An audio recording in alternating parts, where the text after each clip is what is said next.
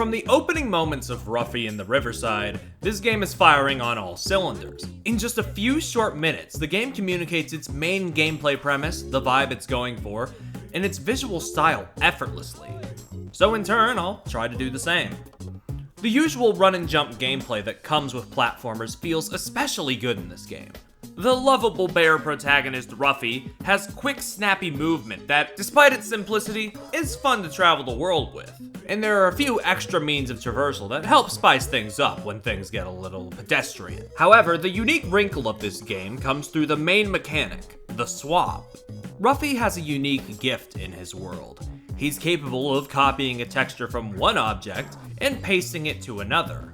For example, you can take some vines and paste it onto a waterfall, and now you can climb up that waterfall. Another scenario has you pasting metal onto a wooden weight to make it heavier. While it's not the most robust mechanic in the world, and a lot of puzzles still only have one solution, it's about as good as you can get without snapping the structure of a platformer like this in half. On a surface level, I really appreciate this idea. It's super unique. I've never seen anything like it in another game. And that ingenious concept combines with some really clever scenario writing, crafting some fun situations. Whether by swapping around symbols on ancient ruins, or fudging the scores in a skating competition to cheat your way to victory. Come to think of it, there's a couple puzzles in this game that just amount to, "That's right, we're gonna cheat." And I think that's hilarious. It's clear by the execution here that German studio Zockrates Laboratories had more than just a unique idea for the sake of it. There's a massive amount of passion behind this idea, and that passion combines with the lovely visual style to really carry this game through, even when it starts running itself a little thin in the last act. I felt myself growing just a touch weary there, repeating a few of the same types of puzzles that I'd already proven I could do. And that's not even mentioning the many side objectives you'll find on your journey, ranging from fetch quests to riddles to even 2D platforming sections. If you do them all, I think they could easily double the 6-hour playtime of the main story. While I may go digging through more of them eventually, I found myself content only doing some and focusing mostly on the 7 unique biomes the game had to offer in the campaign. The world of Riverside is a wonderful sight though, largely thanks to the hand-drawn art style the game takes on. It communicates information to the player very well and rarely brings about confusion. The pop-up book aesthetic is not dissimilar to that of the Paper Mario games, but it paves its own path to differentiate itself. A lot more 2D, 3D meshing, reminiscent of PlayStation games, and the coloring style is done through markers, which really adds to the cuteness. There's so many drawings in this game. Ruffy himself apparently has over 600. There's just an unreal amount of charm and dedication that no machine could ever replicate. Kudos to the art team. The game still looks sleek and professional, but with a touch of childlike wonder. Really, the whole thing reads like a long-lost children's book. The mystique and whimsy are almost overwhelming at times. Seriously, I could choke on the cutesy atmosphere this game brings to the table. The music also reflects this vibe wonderfully. Well, half of it anyway. But don't get me wrong, when I say this, I want to clarify, I think the whole soundtrack is fantastic. It's just that it's a pretty even split between the cheery, bouncy tunes you'd expect to hear from a fantasy platformer, and these bangin' vocal tracks that sound straight out of a 90s Nicktoon. The main theme especially is gonna be in my head for weeks.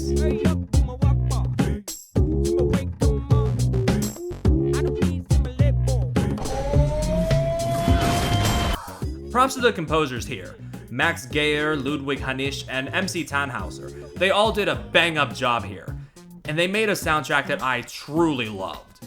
It really was the cherry on top that helped this world feel alive. While it may sound like I'm overall glowing on Ruffy in the Riverside, I unfortunately cannot say that with my whole chest. There are a lot of small frustrations that plagued my journey. Aside from what I had to say about the endgame, I also found some puzzles to not be communicated very well, whether due to obtuse solutions or a lot of back and forth. Some of the game's story beats left me a little exhausted. The moment that sticks in my mind is before the second area, having to meander about and go through so many hoops, all for a new method of traversal. However, even in these moments, the game always leaves the solution open to you. As far as I played, I never got soft-locked once, so keep trying things and eventually you'll solve it. Alongside that, the boss battles and story leave quite a bit to be desired. Combat in general feels like a bit of an afterthought. You just wait for an opening on the bosses and just wail away. I'm not asking for something as complex as Bayonetta, of course. I know what the target audience is here, obviously. But I don't know, I was expecting something at least on the level of Crash Bandicoot. I mean, look at this little dude. He's doing the spin attack wholesale. And as for the narrative, well, it's charming and funny. And I know the narrative isn't exactly a huge priority in platformers like this. It's still just a little confused, feeling a bit like a first draft once you reach the third act. It didn't hamper my enjoyment that much, but I still felt it was notable to point out.